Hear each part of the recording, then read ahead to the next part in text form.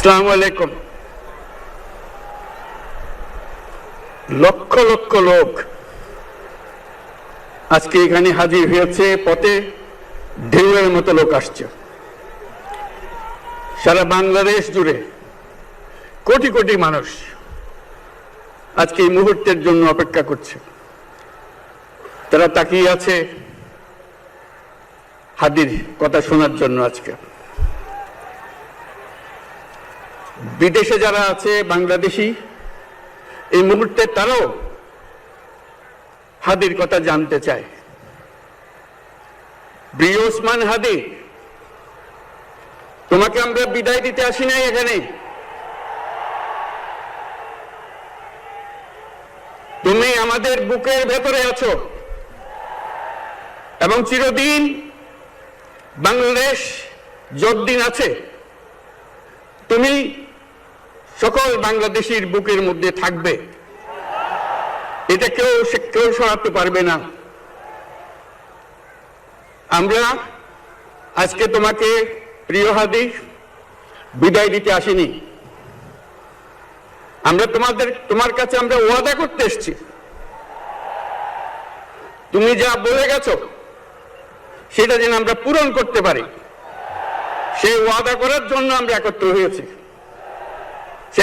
সেই ওয়াদা শুধু আমরা নয়, পুরুষানুক্রমে বাংলাদেশের সব মানুষ পূরণ করবে। সেই ওয়াদা করার জন্যই আমরা তোমার কাছে আজকে এসেছি, সবাই মিলে যে যেখানে আছি। আমরা তোমার যে মানব প্রেম, তোমার যে ভঙ্গি, মানুষের সঙ্গে উঠা বসা, তোমার যে রাজনৈতিক দৃষ্টিভঙ্গি, সবাই প্রশংসা করছে। সেটা আমরা মনে প্রাণে গ্রহণ করছি, যে এটা যেন আমাদের মনে সব সময় জাগ্রত থাকে, আমরা সেটা অনুসরণ করতে পারি। তুমি আমাদেরকে এমন এক মন্ত্র কানে দিয়ে গেছো, সেই মন্ত্র বাংলাদেশের কেউ কোনোদিন ভুলতে পারবে না এবং এই মন্ত্র চিরদিন আমাদের কানে বাঁচতে থাকবে। সেই মন্ত্র বাংলাদেশের বড় মন্ত্র হয়ে আমাদের জাতির সঙ্গে সংযুক্ত থাকবে। তোমার মন্ত্র ছিল চলো বলো বীর চির উন্নত মমশির। এই উন্নত মমশিরের যে মন্ত্র তুমি দিয়ে গেছো, সেটা বাংলাদেশি সন্তানের জন্মলগ্ন থেকে যতদিন সে বেঁচে থাকবে নিজের কাছে বলবে চল বলো বীর চির উন্নত মমশির। আমাদের শির কখনো নত হবে না। সেই মন্ত্র তুমি আমাদেরকে দিয়ে গেছো, আমাদের সব কাজে সেটা আমরা প্রমাণ করব। আমরা দুনিয়ার সামনে মাথা উঁচু করে চলবো, কারো কাছে মাথা নত করব না। সেই মন্ত্র তুমি আমাদেরকে দিয়ে গেছো, আমরা সেটা পূরণ করে যাব।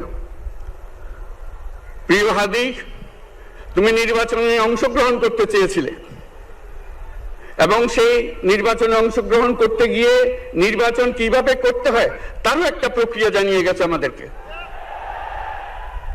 সেই প্রক্রিয়া যেন আমরা সবাই মিলে গ্রহণ করে, যে কিভাবে প্রচারণা কার্য চালাতে হয়, কিভাবে মানুষের কাছে যেতে হয়, কিভাবে মানুষকে কষ্ট না দিয়ে তার বক্তব্য প্রকাশ করতে হয়, কিভাবে বিনীতভাবে মানুষের কাছে আসতে হয়, সবকিছু তুমি শিক্ষা দিয়ে গেছো।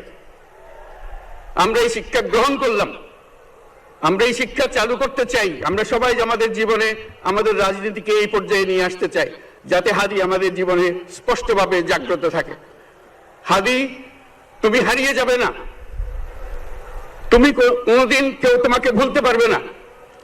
তুমি যুগ যুগ ধরে আমাদের সঙ্গে থাকবে, আমাদেরকে তোমার মন্ত্র পুনঃ পুনঃ মনে করিয়ে দেবে। আমরা তোমাকে মনে করিয়ে দেব চলো বীর উন্নত মমশির। আমরা সেই মন্ত্র নিয়ে আজকে সামনের পথে এগিয়ে যাব। তোমাকে আমাদের সবার পক্ষ থেকে তোমার সঙ্গে ওয়াদা করলাম, আজকে তোমাকে আল্লাহর হাতে আমানত রেখে গেলাম। আমরা সব সময় তোমার কথা স্মরণ রেখে জাতির